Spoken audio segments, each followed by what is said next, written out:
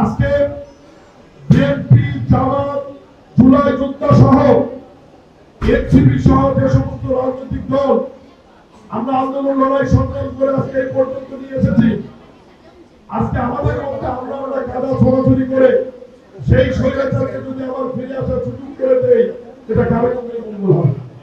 Fascist Awami League 23 জুনকে সামনে রেখে যাতে কোনো ষড়যন্ত্র করে না পারে, এই ব্যাপারে সবাইকে সজাগ থাকার আহ্বান জানাই। সোশ্যাল মিডিয়াতে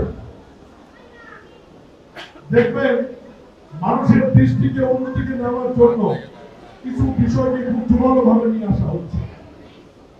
আমরা অনেকেই ভুলে গেছি যে জুন মাস 23 জুন স্বৈরাচার ফ্যাসিস্ট আওয়ামী লীগের প্রতিষ্ঠাবার্ষিকী। মানুষের দৃষ্টি, নেতা কর্মীদের দৃষ্টি, প্রশাসনের দৃষ্টি অন্যদিকে নিয়ে গিয়ে এই 23 জুন আওয়ামী লীগ যাতে মাঠে নামার চেষ্টা না করে, এটা খেয়াল রাখতে হবে। আমরা দীর্ঘ 19 বছর আন্দোলন করে স্বৈরাচারকে সরিয়েছি। আজকে বিএনপি, জামাত, জুলাই যোদ্ধা সহ এনসিপি সহ যে সমস্ত রাজনৈতিক দল আমরা আন্দোলন লড়াই সংগ্রাম করে আজকে এই পর্যন্ত নিয়ে এসেছি, আজকে আমাদের মধ্যে আমরা কাদা ছোড়াছুড়ি করে সেই স্বৈরাচারকে যদি আবার ফিরে আসার সুযোগ করে দেয়, এটা কারো কোনো মঙ্গল হবে না। আমি এই জন্যই সবাইকে অনুরোধ করব, মানুষের দৃষ্টি, সাধারণ মানুষের দৃষ্টি অন্যদিকে প্রবাহিত করবার জন্য, দৃষ্টি গোচর করবার জন্য যে আনুষ্ঠানিকতা চলছে, এখান থেকে সবাই সরেছে। আমরা উন্নয়নের কথা বলি, গণতন্ত্রের কথা বলি, আমাদের দুশ্চুরি থাকলে অবশ্যই সমালোচনা হবে, সেই সমালোচনা যেন অবশ্যই আইনসম্মত এবং গ্রহণযোগ্য হয়। বগুড়ার উন্নয়নে আমাদের সমস্ত কাজ এগিয়ে নিয়েছি। Spanish digital print tiles, ATI tiles, এক টাইলসে জীবন পার। একটা কাজও স্থবির হবে না এবং আজকেই মন্ত্রী পরিষদের মিটিংয়ে এজেন্ডাতে রয়েছে বগুড়া বিশ্ববিদ্যালয়ের আইন নীতিগতভাবে অনুমোদন হবে এবং সেটি হবে ইনশাআল্লাহ। আরো যেগুলো আমরা দফায় দফায় বলেছি সব উন্নয়ন হবে, তবে একটু সময় দিতে হবে।